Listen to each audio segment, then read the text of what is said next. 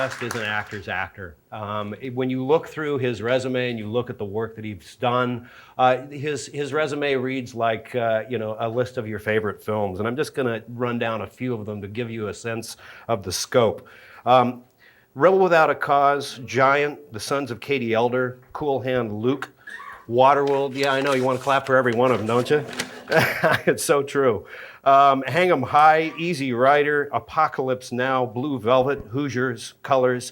The list goes on and on. As I said, he is an actor's actor. Please welcome our guest tonight, Dennis Hopper.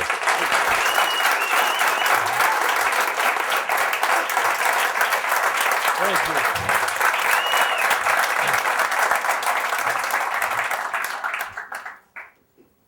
I don't think I need that. That's a hell of a way to start an evening. Wouldn't it be nice if that's what happened every time you walked into a room? You know, Boy. they just kind of say, yeah, all right. Am I in the right building? Yeah. That was very nice. Thank you.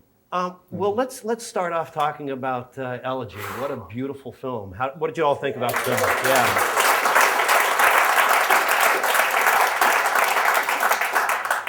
I mean, it's a real pleasure to be here to talk about Elegy because Elegy is it's a wonderful movie. We had a great director, Isabella Coixet. She's Basque and Spanish, and she's probably around 40 years old, and she operates her own camera. She puts it on a bungee cord, and she moves it around, and she can, like, you know, if you notice, it's not all the time, because sometimes she puts it on sticks, but a lot of the time she's operating it on a bungee cord, and there's just a little bit of movement. It's like it's alive, you know, it has that just a little bit of movement. But she's terrific, and working with Sir Ben was... What was that like? It was great. Yeah. Yeah, he's a really generous actor. He really wants the scene to be real. And it was wonderful working with him. When did you first become aware of the script? How did you find out about the project, and what drew you to it? Well, I heard who was in it first. Yeah, well, that would help. Pretty quick. You know, when I heard Penelope Cruz and Sir Ben Kingsley were going to play in it. I was sent the script. The script was wonderful. Philip Roth is a terrific writer, and the adaptation is just. Even though I have a policy of not reading a novel if you're making a movie about a novel, because you come back with too many ideas that aren't in the script, I figure, and they never will be in the script. So it's not a waste of time to read the novel. But I understand the novel is much different than the screenplay. Mm-hmm. But will you read it now that you're no. I'll see the movie again. Yeah. No, but the parts, everybody in this movie, I think, are wonderful. I mean, they're just terrific realizations of roles. And I think there are only really 5 or 6 main characters. So it was terrific. Yeah, we were talking a little bit in the green room about, I mean, how do you even describe this film in just a sentence or two? Everything, these days seems to be based on the pitch. And I wonder how they pitched this, because it could be so conceptual, it could wind up being... Yeah, I don't know how they pitched it because I was in Europe, but I wasn't here when it was released, so I don't know. Yeah. What did it mean to you? I mean, what do you think this film was about? It's about a wonderful experience in the theater. Okay, fair enough. It's about something you can really think about and get involved with and care about various people and laugh at them. And it just seems to have all the things that a really good movie should have.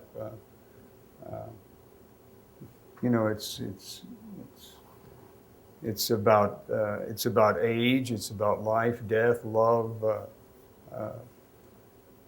all the stuff that makes us all tick. So, I just think it's a very adult experience that hopefully would be shared with younger people. Yeah. It's a terrific movie, and I wish there were more movies being made like it, very honestly. But that's because Lakeshore really is a caring company, and they really do a great job. And finding this material, Penelope Cruz gives one of the best performances I've ever seen a woman give. Really amazing. It's just incredible. And I think she's great in Woody Allen's film also, but she's really sensational in this film. She has like a Sophia Loren. She's not a girl anymore. She's really a woman now, and it's just. Also, this is a film for women. I mean, it's. I mean, this is something that can be appreciated by both sexes. It's not just a one-sex kind of movie, big action thriller. Which some of them I like, by the way. I can't. I'm not They've got their throw place. all that away, but they do. Yeah, every once in a while, Spider-Man gets me. So. Yeah. You don't often get to play these kinds of roles either. No, I mean, this was there was such a tenderness about your friendship here. Yeah. That it was so engaging to watch. Yeah. Well, it's the magic of movies. Yeah. No. It's. No, I mean, we came on the set and we'd never met. And we had our first scene together. It was in the restaurant. It's the first scene you see us in the picture. And after a few minutes, it's as if we'd known each other our entire lives. It was very quick and instant. He really lives in the moment, you know. He really he lives in the moment. He doesn't repeat himself. There's no preconceived idea about how the scene will end or begin, and Isabel allows that kind of thing and nourishes that kind of feeling. And it's not improvisation. I mean, we were doing the script. It's just having that kind of freedom and that kind of feeling that you can, do anything and live in that moment, and it's all okay. It's a wonderful experience. And Sir Ben certainly is a pleasure to work with. All my scenes are with him, actually, in the movie. Yeah. Well, I mean, there's a few other, Debbie, Harry, and yeah. That's right. Could you talk a little bit about how you approach a role? I mean, you can talk specifically about this, but what kind of process do you bring to it? I mean, some folks like to sit down with the script and just read it over and over, and others want to get up there and do a little bit of backstory. Strasberg said something a long time ago, and it saves you a lot of time too. Yeah. He said you should sit down alone and read the script, and your first impression is the right impression. After your first impression, you're only intellectualizing. I believe that to be true. I think that when you read something, if you read it clearly and you get it, your first impression is what it should be. After that, it becomes, let's make this a little grander, a little this, a little, so like, I mean, pretty much the first reading, especially in a good script like this, I read a lot of things that aren't so good, and do a lot of them actually, as well as I can. Well, but, you know. You can only do so much. You can only do so much sometimes, maybe too much. But But this was a pleasure. Pleasure to read. Well, it kind of begs the question: what was your first impression when you read it? Obviously, beautiful script, but what did you know about this guy? I mean, you're a poet as well. There's at least I figured he was a biker, and he'd obviously seen Easy Rider, and he fell into poetry off of turnip trucks. No, I felt very comfortable. I felt we probably had a lot in common. I didn't think of having to build some imaginary character. I felt pretty comfortable being a college professor teaching poetry, having written poetry. I mean, it wasn't a stretch for me. I thought I'm a little too young for this part, but absolutely. After all, shouldn't I be playing the other part, really?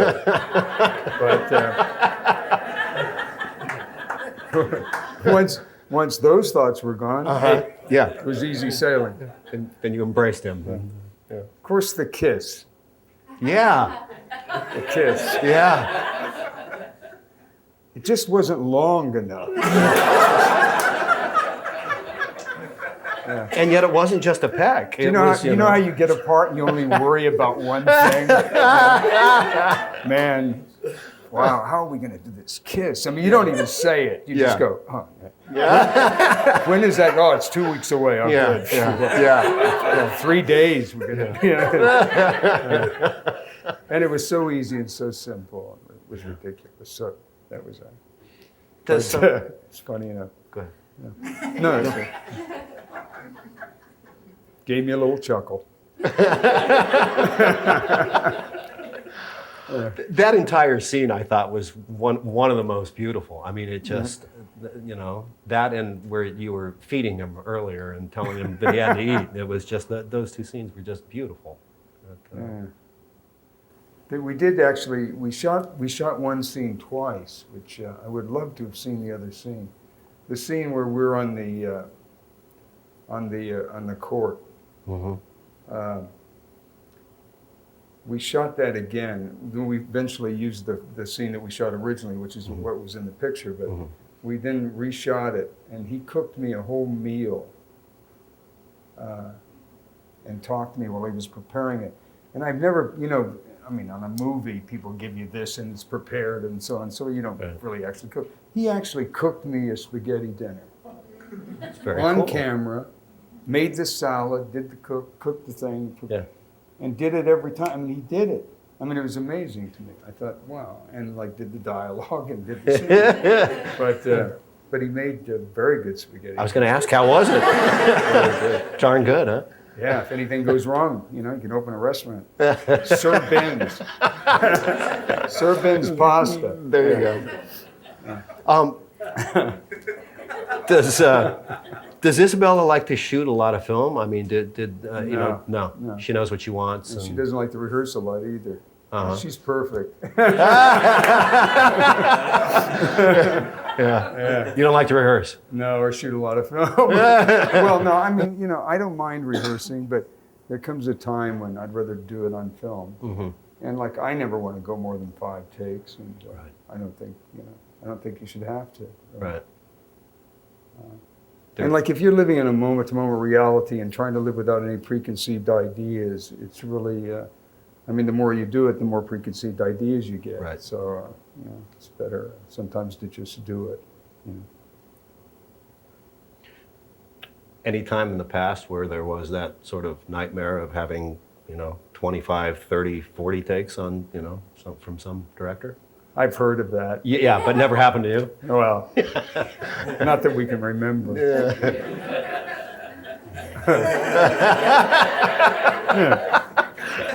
Shit can happen. Well, I've heard that. When you're young and, you've got some ideas and they don't. So, Yeah. okay. Well, But it was no playground, I found out. the The movies, yeah. It was a serious business. Did you think you were kind of getting into something that wouldn't I involve a thought real art business was or a real job? everything. Yeah, right. Oh, it's art. Yeah, It's going to be wonderful. yeah, Yeah, well, yeah. But, it is art. yeah. And it is wonderful. And the director is the director, and I learned that from Mr. Hathaway. A couple of times, right? Real. Yeah. Yeah. Yeah. Well, I hope you don't mind. I'd like to talk a bit about your career. Let's see if we can kind of go back, and we'll move back forward through this Okay. wild ride. Wow. Yeah, we're going to put it to a test tonight. All right. So you're born in the Midwest, right? Dodson, Kansas. Yeah. And when did you first know that you wanted to get into acting? Where did that happen? Was that back there, or did you? Well, I didn't know wait that I until wanted to be in acting necessarily because I didn't know what acting was. But my grandmother used to fill her apron full of eggs and would walk into town about 5 miles. And she'd sell the eggs at the poultry place, and we'd go see these Western singing cowboys, Gene Autry, Roy Rogers. Every once in a while, Wild Bill Hickok would come along. It was great. But anyway, yeah.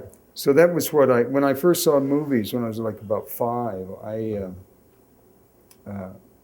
we were coming just out of the Dust Bowl, so I used to have to wear a gas mask to school 3 or 4 times a week. And my grandmother would open the door and 5 inches of dirt would come in. I used to tell people the first light that I saw was in a movie theater, and I just want to know how the fuck you got out of Dodge. And where Literally. the trains were going, and where did they make those movies? Yeah. Looks real sunny and nice out there. No. But something like that. And I wasn't sure exactly that it was an acting that I wanted to do. And then I started doing little readings and so on. And my father came back from the war, and we moved to Kansas City, Missouri, and then we moved to San Diego. And then I started acting at the Old Globe Theater in San Diego when I was 13. And when I was 18, I went under contract with Warner Brothers. Did Rebel Without a Cause and Giant. Then I got blacklisted for being too difficult to work with from Mr. Hathaway. And I went to New York and I studied with Strasberg for 5 years at his private classes and at the Actors Studio. Who are your And then I came contemporaries? back and made Easy Rider. Yeah. And it's a little more complicated than that, but that's it. Then I made a film called The Last Movie, which I'd written with Stuart Stern, who wrote Rebel Without a Cause and The Ugly American. And I'd wanted to make that as my first film, so I made it as my second film in Peru. And I won the Venice Film Festival, and Mr. Wasserman at Universal wouldn't distribute it unless I re-edited it. And I had Final Cut because of Easy Rider, so I refused. And he refused to distribute it. So that was the end of my directing career. And so I've been piecemealing a career together ever since. Yeah. It's true. Yeah, you've pieced it together quite nicely, though, I must Well, say. I don't know. Well, Certainly. Raised some good children, have a nice granddaughter, and everything's cool. you did that so quickly, I felt like we were done, and that we're not even close. I was just saying, This is a question from Al. Did your theater training at the Old Globe Theater School affect your work in film, and if so, how? Well, it was my training ground, and actually, I really thought that I was the best young actor in the world when I came out of San Diego. And then I ran into James Dean, and man, like, was I wrong? My first mistake. No, but he, I was a Shakespearean actor, man. I had preconceived ideas up the gigi. I had like every gesture, every line reading, everything was like, I had it down, man. I'd worked with the best of the English directors that come over, Jim Hall and all had come over from England, and I had some really great training. And then I came and saw improvisation for the first time. I'd never seen anybody improvise. I came on Rebel Without a Cause, and I'd never seen anybody improvise before. And to see Dean like doing things that weren't on the page and magical stuff, I thought, where is this coming from? How is this possible? So one night I grabbed him on the Chicky Run, and I threw him into a car, and I said, I thought I was the best young actor around till I saw you. And what are you doing? That I don't know what you're doing. So we talked for a while about my background, his background, and so on. And then he said, well, you've got to start doing things and not showing them. I said, what does that mean? He said, well, drink the drink. Don't act drinking the drink. Smoke the cigarette. Don't act smoking the cigarette. And when you get on stage, just the simplest of things would be the most difficult things to do, but just do them and don't show them. Don't act them out. And don't have any preconceived ideas. If somebody knocks at the door, go and answer the door. Then you see the gun. Then you react, and and mark out all those reactions. That was also Strasberg. He said, first thing when you go through a script, mark out all the things that say, he yells, he cries, he laughs. Right. Get rid of those immediately. Yeah. Clean the slate. So, So anyway, that's where I started. But I was 18. Wow. Then we did Giant, and then he died. Dean died when I was 19. Tragic. You guys have become pretty close, too. Well, we've become close as actors, but there was a big age difference between Dean and me, really. I mean, I was 18, he was 24, and I think 25 when he died. I mean, I always thought of him as a kid because we were in Rebel together. But when you think about it, he was a year older than Rock Hudson and Elizabeth Taylor in Giant, which nobody ever put together. Wow. Yeah. So he was playing a very young. He was at 24. He was playing a 16-year-old. And then, yeah. So we worked together as actors, and I mean, he was in love with Ursula Andress. He was off doing, listen, and he was like, it wasn't. But we were on the set every day for like almost a year, every day, between Rebel Without a Cause and Giant. That really did kind of steer your career in a little different light, though. I mean, after A little learning. different. Yeah. Very Okay. very different. Yeah. Yeah. And that was the problem with Hathaway, because I couldn't take the line readings. I couldn't take every gesture, every line reading, it was too much. So came to a head there. Yeah. Had you started working with Strasberg before or after Rebel? Was it, or was No, that I'd part of just what? been doing it on my own. And The then, dean suggested I not go back, that I could work it out. He thought that I could do it. But anyway, so then I did. Thank God. Because Strasberg was great. who were your For me. Yeah, absolutely. Who were your contemporaries when you were there? Who else was there? Marilyn Monroe. Yeah, Well, I mean, she wasn't a contemporary, but she was in my class. yeah. And, well, there were just a lot of people. George Peppard. Well, there were so many people in and out of the studio. There's everybody from Steve McQueen to Marlon Brando. I mean, it wasn't like Montgomery Clift. They weren't exactly in class with me, but Monroe was. And we had 30 people in class. Was that in New York or was that out here? at New that York. point? Yeah, There wasn't anything out here. nothing really. This is the late 50s, early 60s. Well, late 50s, actually. I mean, do you still consider yourself or did you consider yourself a method actor, or is it, and what does that mean to you? I mean, I've heard it described as a specific school, and then I've heard others sort of say that, no, it's really developing your own method using all the tools that might be out there and available. What does it mean to you? Or Well, I mean, there were three people. I mean, it's a simple thing to explain. There were three people, three Americans, went to Russia and met Stanislavski, who wrote An Actor Prepares. One of them was Stella Adler, one was like Sandy Meisner, and one was Lee Strasberg. And you can read An Actor Prepares if you have time, since it's very thick, as much as you want, and probably not get too much out of it, because there's so many different theories and so many different ways to go.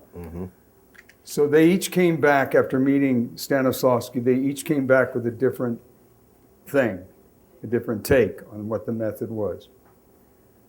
And Meisner came back, Sandy Meisner, and he said, who had the neighborhood playhouse, he said it was like children playing in a field, playing cowboys and Indians. Bang, bang, you're dead. No, I'm not. make believe. It's like, Yeah. and it's improvisation. Uh-huh.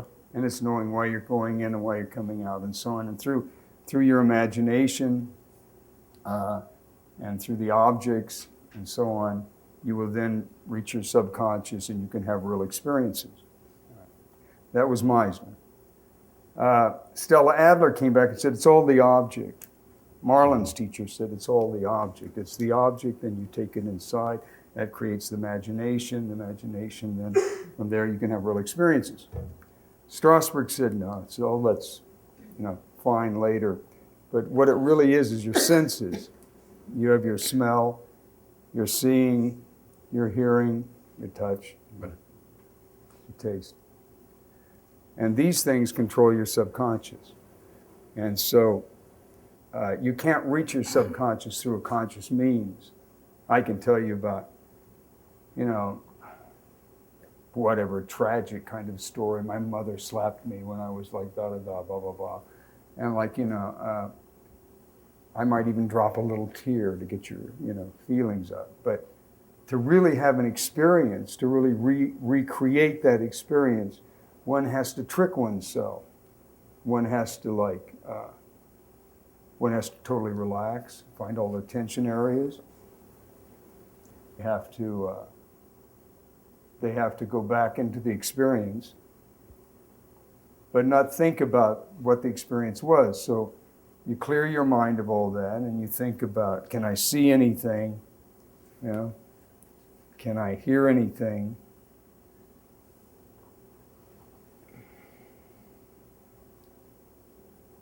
And you go through your various senses, and then you have an emotional reaction. And it may be a different emotional reaction than you actually had when you.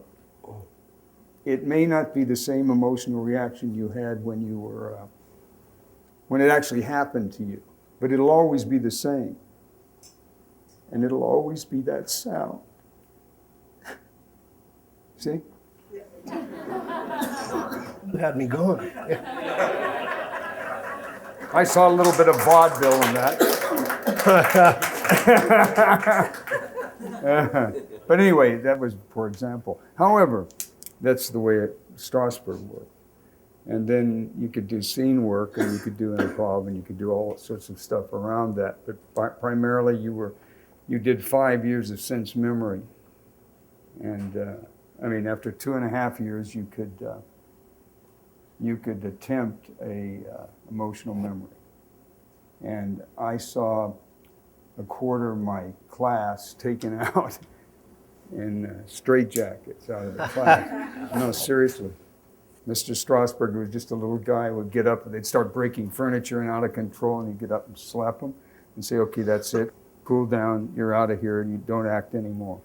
This is not for you. But it was, so he was tough. He was tough. But good. Yeah, the best. For me. You touched on Easy Rider. Can you talk a little bit about how that came about? Well, when I married Brooke Hayward, Jane Fonda and Peter were at the wedding, and that's when I met Peter. And Peter asked me what I was doing, and I said I'd just written this screenplay with Stuart Stern called The Last Movie. And he said, would you let me read it? So I let him read it. And he decided he wanted to produce it. So we went around trying to find, he went around trying to find money, or we went around together. We couldn't raise any money for The Last Movie, so he decided that we should do a comedy. So we wrote a thing called The Yin and the Yang with a stand-up comic called Don Sherman. And we couldn't get financing for that either. So it was a cartoon superhero kind of, very funny, I thought. Anyway, then we were doing these motorcycle movies in American International Pictures for the drive-in theaters. And Jack Nicholson did one called Hell's Angels on Wheels, and Peter did one called The Wild Angels, and I did one called The Glory Stoppers. And Great titles. Peter was a big star.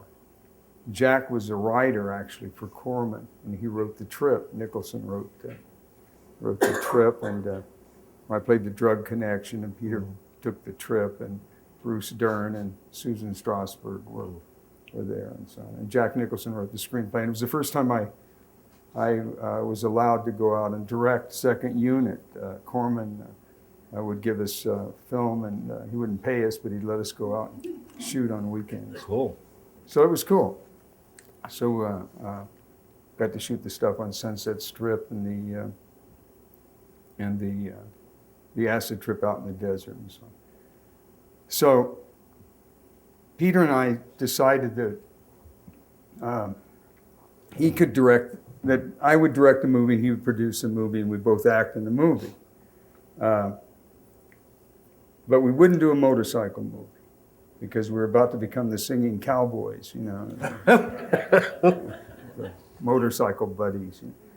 So we couldn't get any financing. So he's up in Canada promoting the trip, and he's sitting with James Arkoff and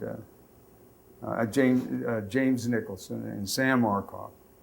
Jack Nicholson is no relation to James Nicholson, but they were the owners of AIP, American International Pictures. So anyway, Peter told them this story of, he calls me at 3 a.m. and he said, I just talked to Sam and Jim, and they've agreed that we can make this movie. I'll produce and act in it, and you'll direct and act in it. And let me tell you what I sold them on.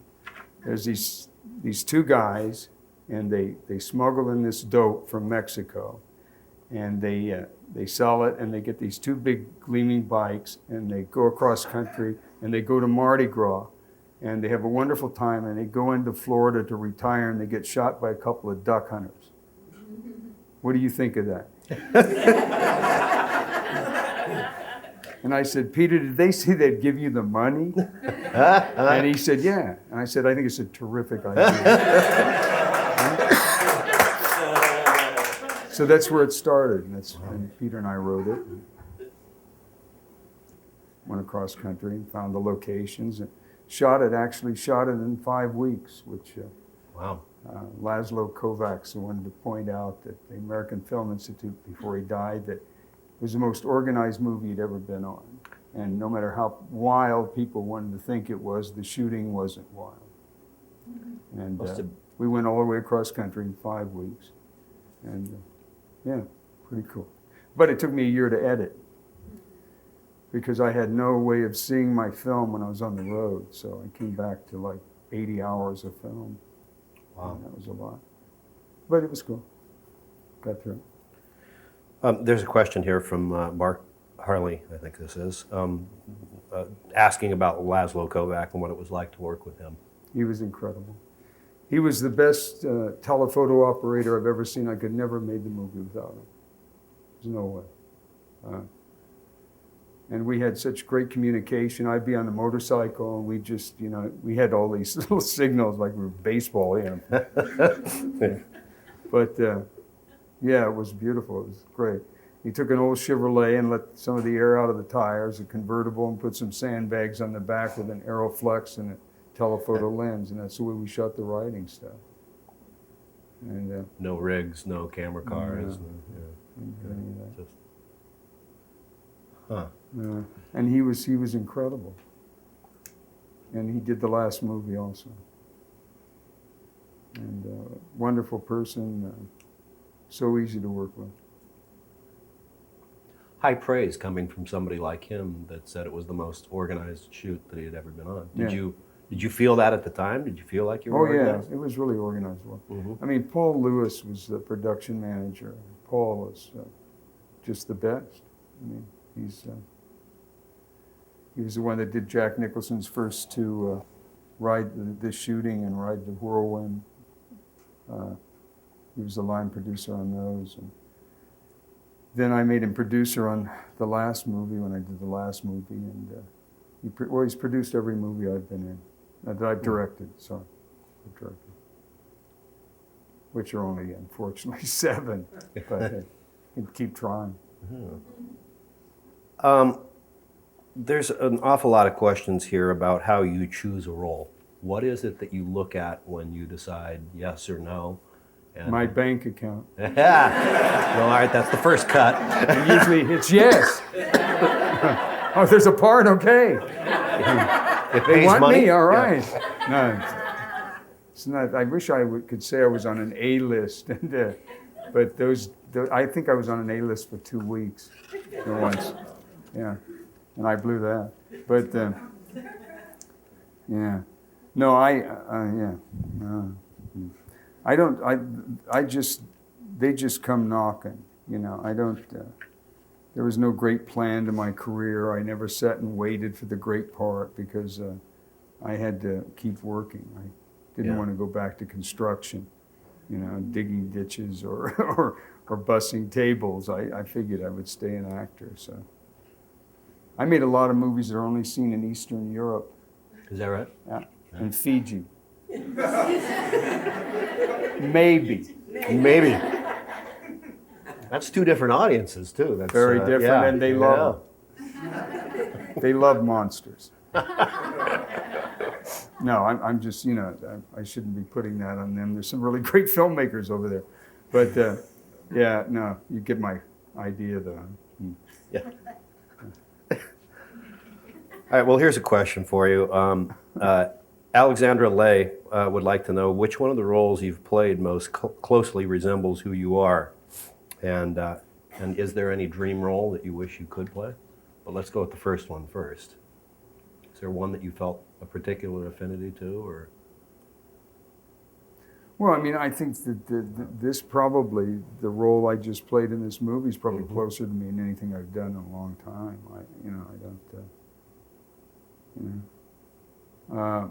There's some parts that I really like that I did. I mean, Frank Booth, I think, is really a wonderful performance. There's a movie I did with Bruno Beretta called Carried Away. That's, I think, one of my better performances. Not that it's so much like me, but it's just a really good performance. I play a crippled school teacher farmer who has an affair with one of his students. It's from a Jim Harrison novel. And it's really a beautiful little film. So, but as far as being, I've played so many things that are so far away from me as a person that I don't even think about it anymore. Most of the parts I play are not very much like me, thank God. Yeah. Good to hear. This year. Is there a role that ever got away that you wish you would have had a chance at playing? Yep. Can you tell us about those? Or? Yeah. Well, Splendor in the Grass. Mm. Yeah, that was a biggie. Yeah, I really wanted that part. First of all, I'm from Kansas. And William Inge was from Kansas, and he was the playwright and screenwriter, and he wanted me to play it. And Kazan had saw the tests that I did. Jimmy was in, for Rebel Without a Cause, I did all these tests. I played Jimmy's part with all the young women in town until Natalie was chosen with Nick Ray. So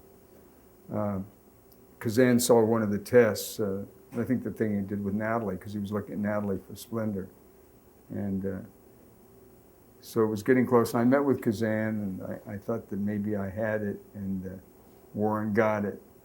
And that was a big disappointment, because I wanted to work with Kazan. I also wanted to play that part. Yeah. And it certainly would have made a big difference in my career at that time. But beyond that, no, I can't say this. Yeah. That was a disappointment. How do you deal with disappointment? Easily. You go on. What are you going to do? Yeah. You're not somebody who mopes around for long about things, or? Well, besides taking drugs for 15 years after. Well, there's that. I mean, that's after Wasserman blacklisted me, man, and I couldn't direct movies anymore. I thought I was fine after that. I should have sent him the bill.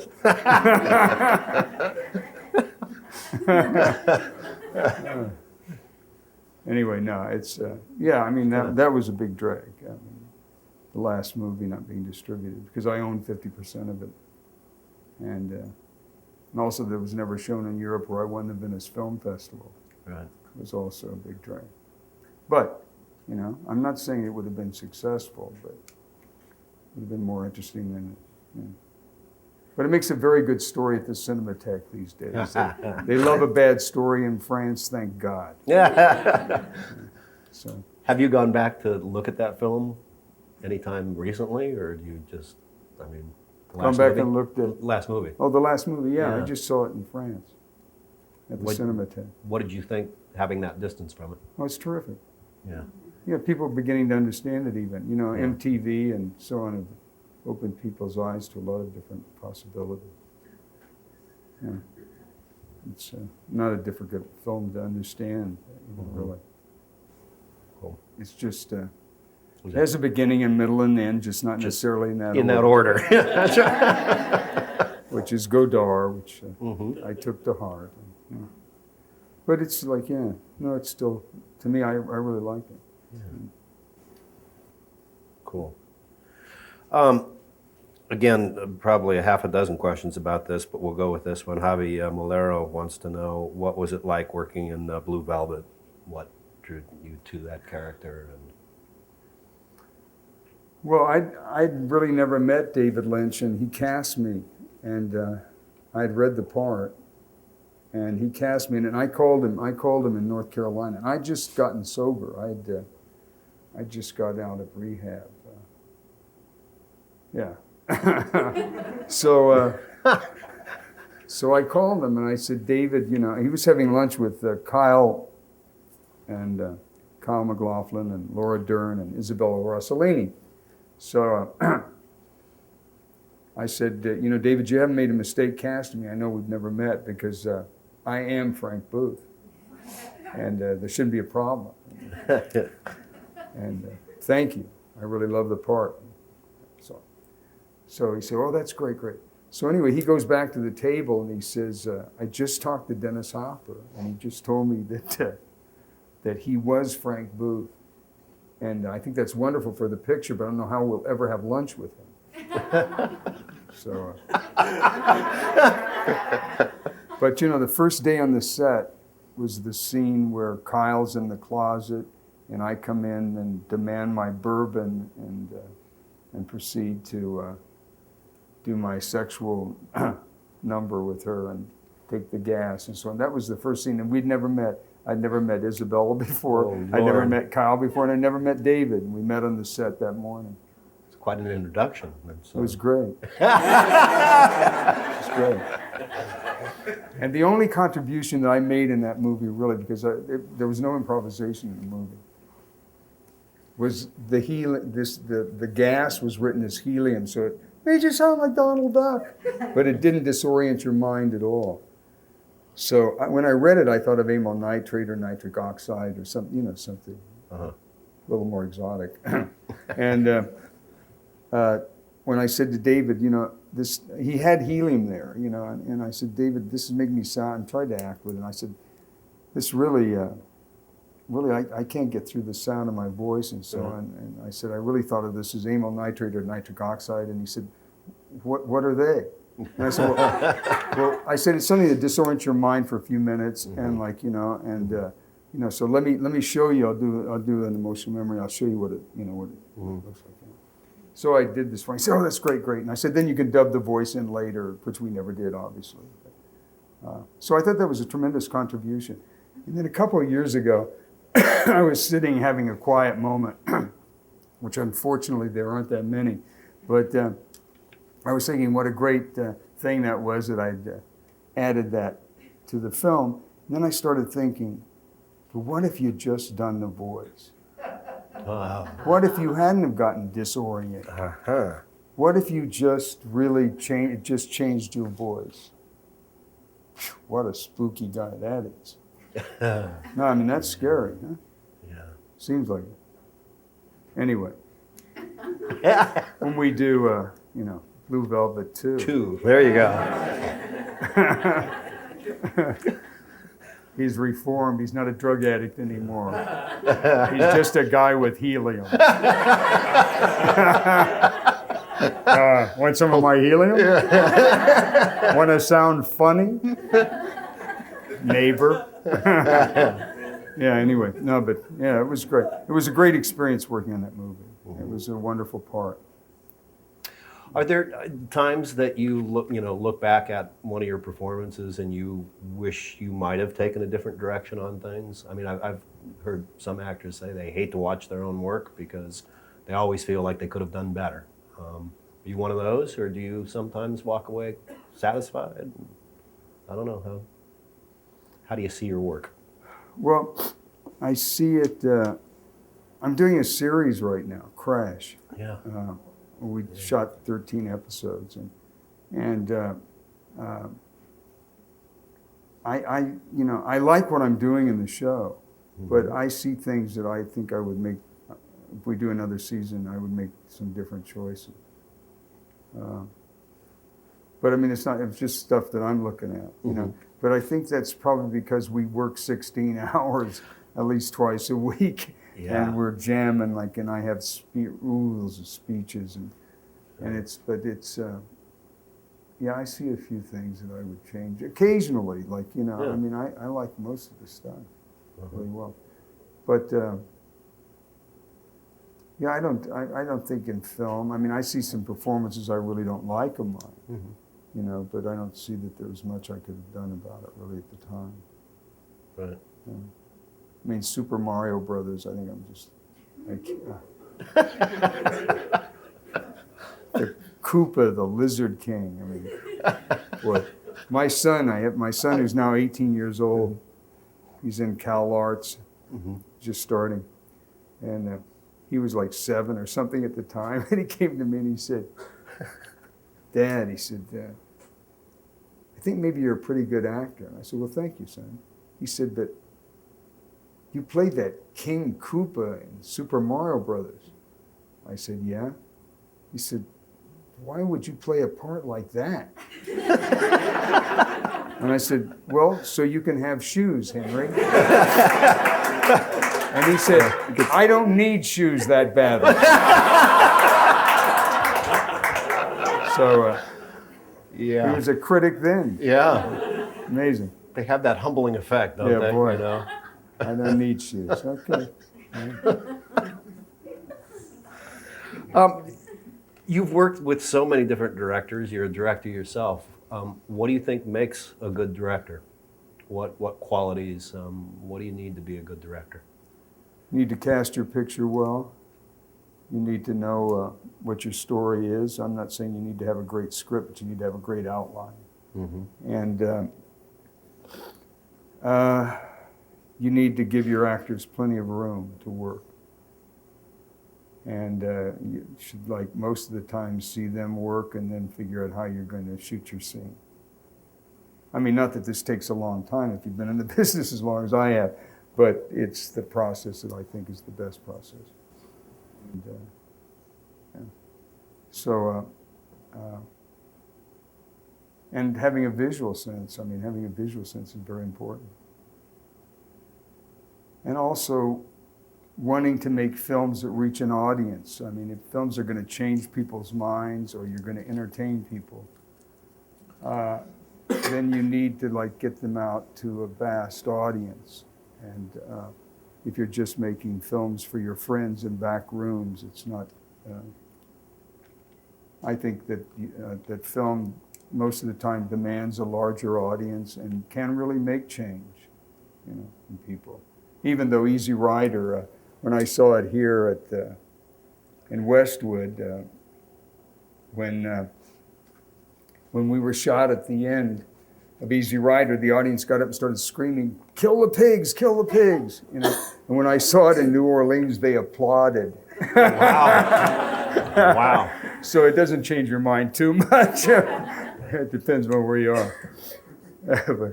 But I still do. I still feel that. You know, films, you're in a theater, in a dark theater, and you have a responsibility of, especially with the kind of money we've been spending. Thank God digital is here and maybe everything will change and people can have more reasonable budgets. I think it's your responsibility to try to show something that, especially if you're a filmmaker, try to show something that has some sort of redeeming quality. That. It's either recording the time that you're living or talking about some sort of change. Do you, excuse me, do you storyboard? No. But, no, you know, that's the most, right, you know.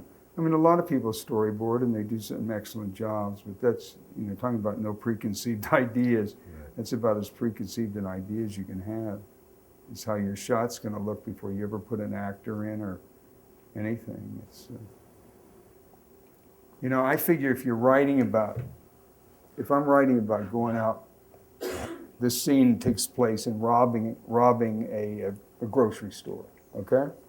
I sit in my room and I imagine my grocery store, probably the one that I shop at, right? But I haven't met the guy who's going to hold up, the actor who's going to hold up the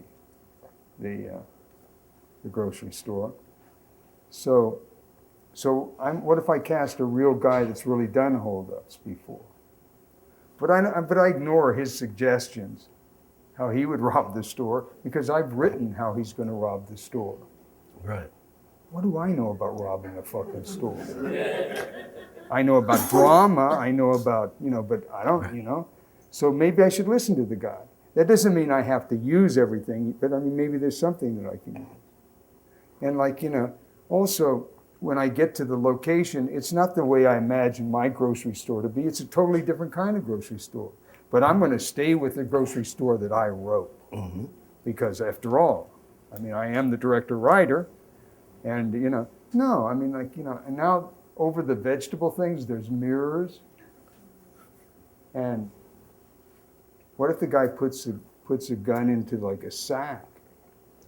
You can see it over the mirror. There's all these various things that you can shoot and do and so on in different ways. And ask the guy what he would say. If he would say nothing, how does it go down?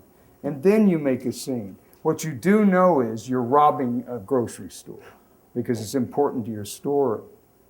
But how you rob that grocery store, get some help, open it up. Or at least be free enough to be able to utilize the place where you've gone, the actor that you've chosen who happened to have robbed a store or two, and and utilize those things.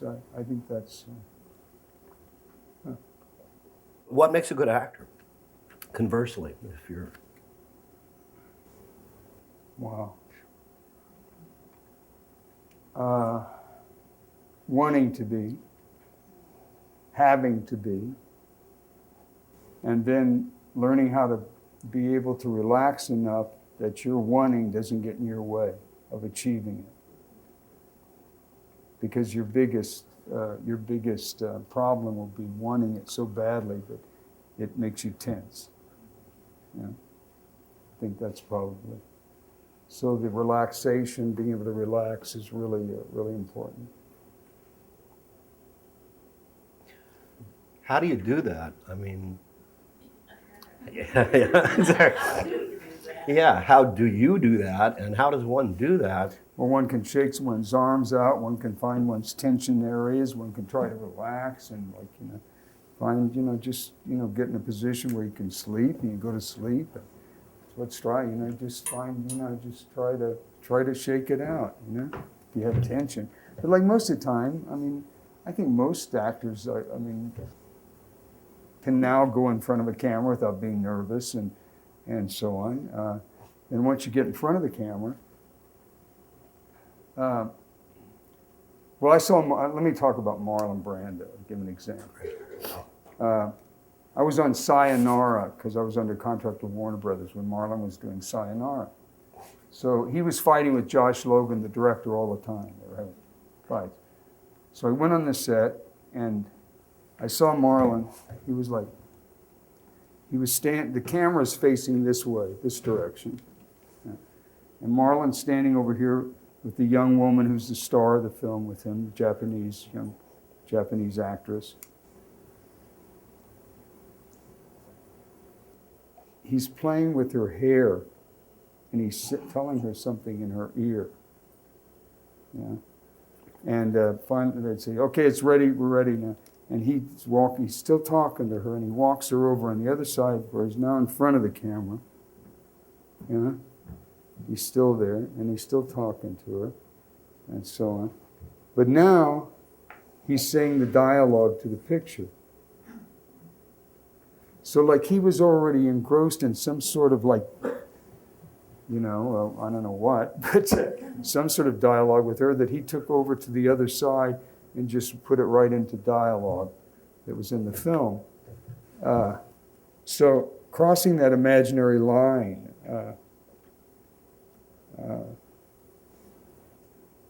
and keeping it real And that's really really what it's about. It's also about wanting the scene to be good. I mean, it's one thing for an actor to be selfish, and there's a lot of really good actors that are really selfish. Right. But there's something about actors that aren't selfish, that want the scene to be good, that even if they're working with people who've never acted before, they make them real. That's quite an accomplishment, too. I don't know where I'm going with that. Well, that was. I'll tell you another one. Paula Strasberg, Lee Strasberg's wife, first wife, she took over class one day. Lee was sick. And she talked about Marlon Brando, asking him what he used in various scenes. And famous scene in Back of the Cab with Rod Steiger, On the waterfront. where he tells us that he could have been a contender. Why are you doing this to me, Charlie? You know, I could have been somebody. I could have been a contender. I held that bum up for 8 rounds. Well, and then he pulls a gun on him. Steiger pulls a gun on him. And he goes, wow, my own brother, you know, whatever. Anyway, she said, what were you using there, Marlon? And he said, I was using the fact that Rod Steiger had been imitating me through the whole movie. How can you do this to me, man? Yeah? Talk about in the moment. Think about it. Think about it. So, yeah. Wow. I thought that was pretty interesting. Because to use a simple reality of something that's actually happening that has absolutely nothing to do with what you're doing is really, really where it's at. Because the idea is to have an emotion. The idea is to be real in the scene. The idea doesn't have to have anything to do with what's actually being talked about or in the scene. Right. So, but it could be anything. Right. As long as like it makes your mind think and your voice Right. keep going. Right. I guess that's really the genius of acting, isn't it? That I mean, when you pull together these disparate thoughts and ideas and moments, but you bring it into something that furthers the character. Well, furthers I the think that picture. when you're really on it, you know, and you're never really on it all the time, but when you're really on it, it's as if it's just coming through you. It's not like you're actually doing it. It's more that you're sort of a vessel that it's coming through. And that's like, you know, that's when it's working at its best. Absolutely. All right, we'll go in a little different direction here. Brian Keith Gamble would like to know, recently you've done many independent and lower budget films. How do you think the independent film scene will shape the industry with respect to sort of the studio system that preceded it? Well, I mean, you know, you have to distribute your films. So distribution is still the end of the game. How do you get your films distributed? We can make films now independently, and we can project them in theaters. We couldn't do that when I made Easy Rider. So you can do that, but to really get them distributed on a large scale, you still need a major distributor to distribute them. So a lot of people lose their ass making independent films because they can't get them distributed, and that's a drag. And I don't know what the solution to that is really, but I always thought that if people were building one of their big superplexes and they had 10 theaters, they could have one theater for foreign films and one theater for independent films, Mm-hmm. and one theater for the history of films. Right. Okay. And the other 7 films could be for the big Hollywood blockbusters, right? At the end of the year, I'll bet you that there'll be people lined up to go see those 3 theaters, and there'll be a constant audience going to them, and the other will still be a gamble. So I think that just makes good business sense, because we're having foreign countries are losing their identities because they're now trying to make films that look like American films. That's the way I see it anyway. Mm-hmm. And I find that really a shame. I think people should be able to tell their stories, tell their little stories, big stories, whatever, and be able to stick with that, and we could still see them here, Right. in a theater that is designated for that purpose. Right. And to lose the history of our film. I mean, you go to the Cinémathèque in France where they care about film, and they really, I'm not saying we don't care about film, but we're still the weekend. What did it do on the weekend? I mean, it's like our whole history of film is being lost in this country, in my opinion. But besides that, I think it's a rosy outlook for the world right now.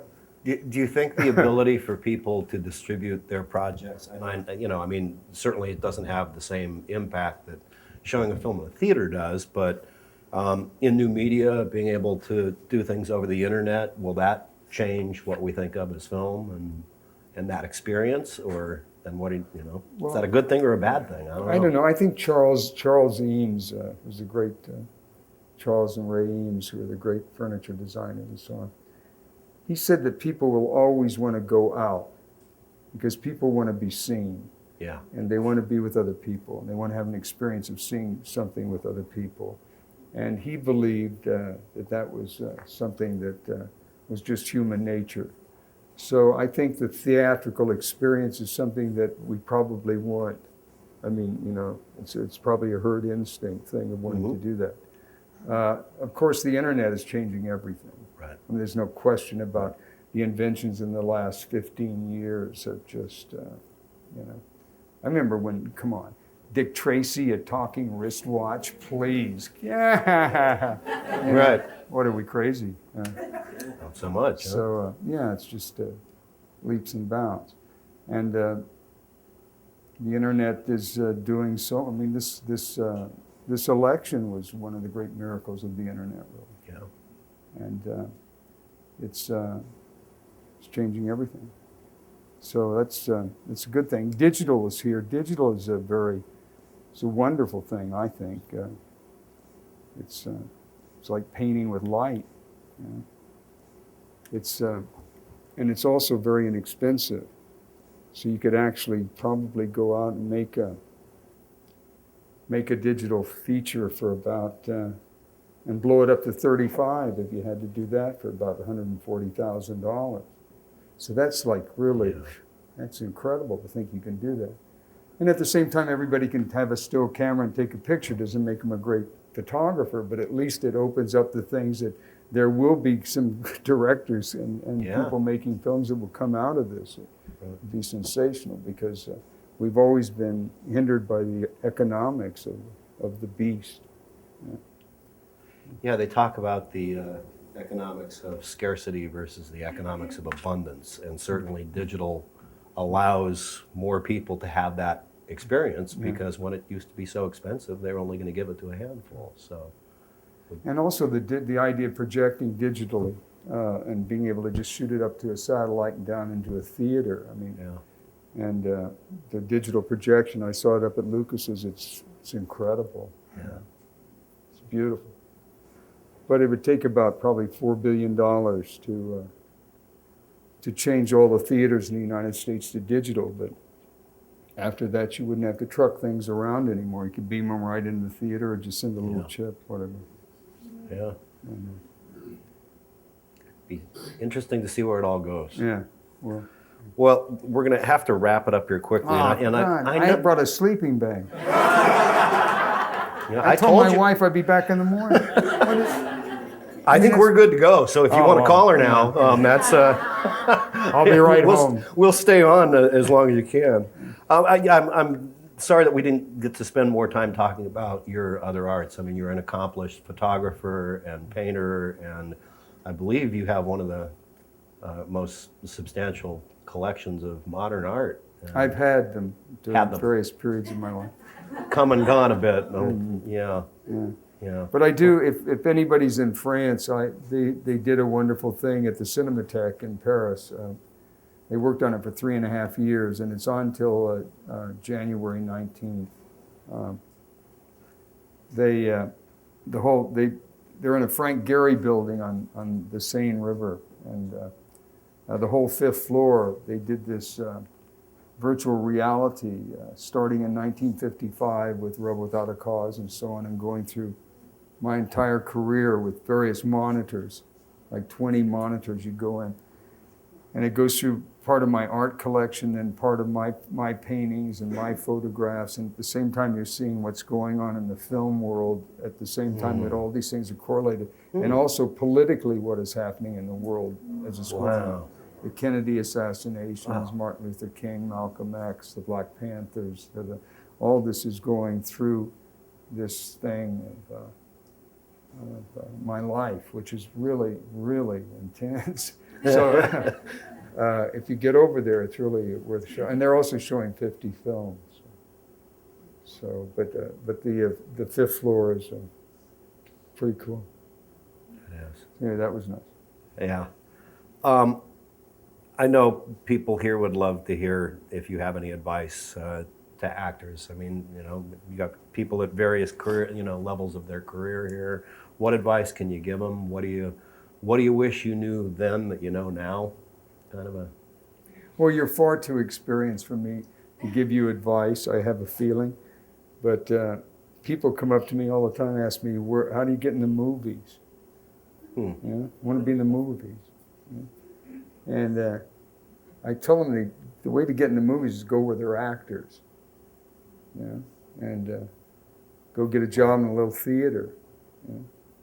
And if you can't get a part, then clean the toilets, clean the dressing rooms, pull the curtain, do the sound things, whatever it takes, and get around and watch, and maybe you'll find something else you like better than acting. Maybe you become a stage manager, whatever, I don't know. Right. But you start working there, and if you get a part and you start, that seems to be the way that you do it. You go to where actors are.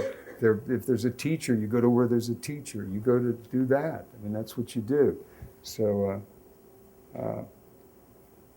movies are much different than theater. If you are not adverse to the theater is a wonderful place to learn, acting. The disciplines are very different, I find. Should all actors have the experience of working in theater, even if they only think they want to be in movies? They don't have to. I mean, when Stanislavski came to this country, he shocked everybody by telling people that the best actor he ever saw was Gary Cooper. And if you look at Gary Cooper, he lived in the moment. He lived, when he was really at his best, he was living in that moment. He didn't have any training, but he was living in that moment. And I saw a little piece just by accident somewhere, Sergeant York was in something. Oh, I know, it's the Warner Brothers. I saw a wonderful documentary on the Warner Brothers that Cass Warner produced of her grandfather and the brothers. And there was a scene of, just one scene, and I thought, my God, he's so great. He's so incredible. But that's that moment-to-moment reality. So. Well, I guess we've run out of moments here. So Okay. I want to thank you so much for coming in tonight. Thank you for asking. Great. Best of luck on all of you. Thank you. Have a good one.